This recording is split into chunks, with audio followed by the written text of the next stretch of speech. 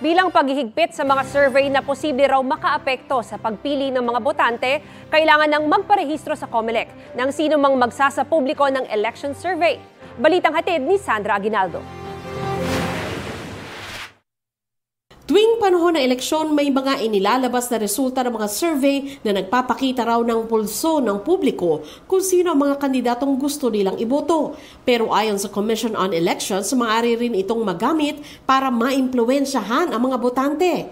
Kaya sa COMELEC Resolution 11117, nilatag nito ang karagdagang alituntunin para raw mas mabantayan ang mga survey at yung mga nasa likod nito. Talagang yun ang purpose, to influence voters, which is allowed para ka rin nangangampanya. Kaya lang, kung yung radyo, dyaryo, TV, at saka social media nga ngayon, to a certain extent, nare-regulate natin, bakit hindi ang survey? Di ba ang purpose nga daw ng survey is to influence the voters? So dapat ma-regulate din namin. May nauna ng resolusyon ng COMELEC para sa pagbibigay alam sa komisyon kung sino ang nagpagawa at nagbayad ng survey. Kung kandidato ang nagpagawa, kailangan niya ito ideklara sa kanyang SOSE o Statement of Contributions and Expenditures.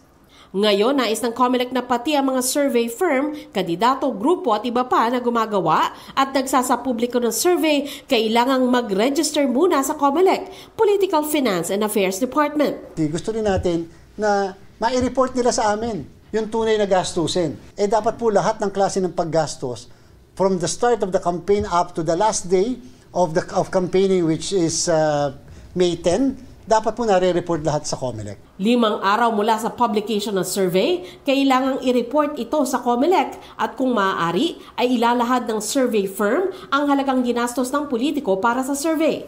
Ang media naman, ilalabas lamang ang election survey kung nakalahad ang pangalan ng gumawa ng survey at nagbayad nito. Magbe-verifika rin daw ang COMELEC para matiyak na totoo ang survey at hindi gawa-gawa lang.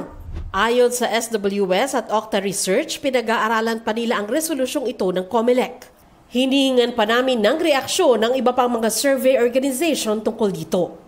Sandra Aguinaldo, nagbabalita para sa GMA Integrated News.